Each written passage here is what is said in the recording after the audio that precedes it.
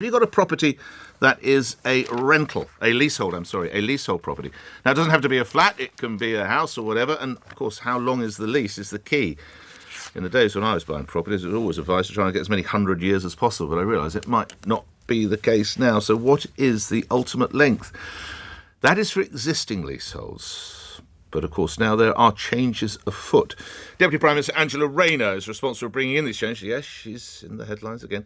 Here she is speaking with my LBC colleague Lewis Goodall back in December about what the changes would allow for.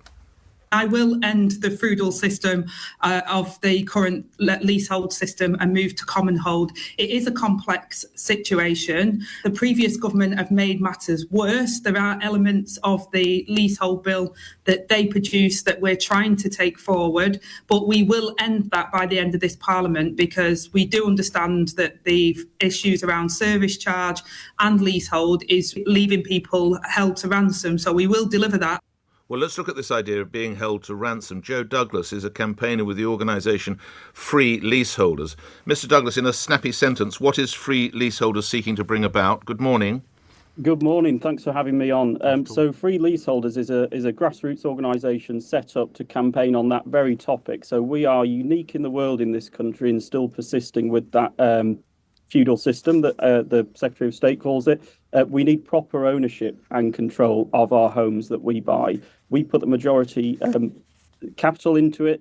We've got these freeholders that are often offshore organisations that put a minority stake into it and are able to effectively control our finances as a result. That's not right. Other countries don't operate like that, nor should we, and it needs to end ASAP.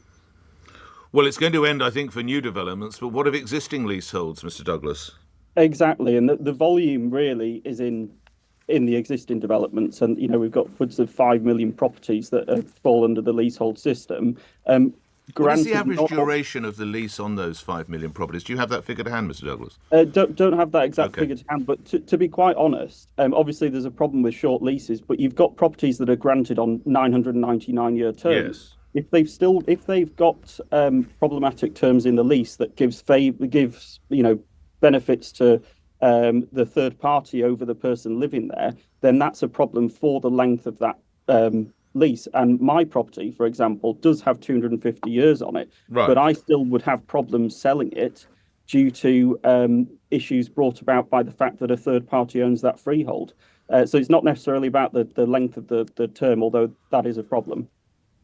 When did you buy your property? I was a first-time buyer. I used the government's Help to Buy scheme, thought I was doing all the right stuff in 2015. I've had it 10 years now, and there's been building safety issues, but, it's thrown up a whole leasehold system that has thrown up a whole load of issues. I'm now, today, in fact, I'm wearing a tie. I'm at the tribunal for the fourth time. On the same issue. It's sorry, what are you going to a tribunal, just to clarify? It's on the insurance charges that are being levied on my property I see. Are completely unreasonable. £1,800 I've been paying a year to insure a one-bed flat, while my neighbours have been paying half that and even less. Do you mind asking where you live? Yeah, it's in Hendon. You're in North London. Okay. Yeah. Now, for listeners many people, of course, can't afford to buy a property. It's worth noting that, Mr. Douglas. They'll say, well, hang on, this bloke must have known he was buying a leasehold 10 years ago when he bought a leasehold. What would you say, those who are not familiar with property purchase, what would you say to them? Well, yeah, I mean, of course, and I was really proud and pleased to move in and obviously thought I was doing the right thing at the time. And it is great. And there's benefits to it. However,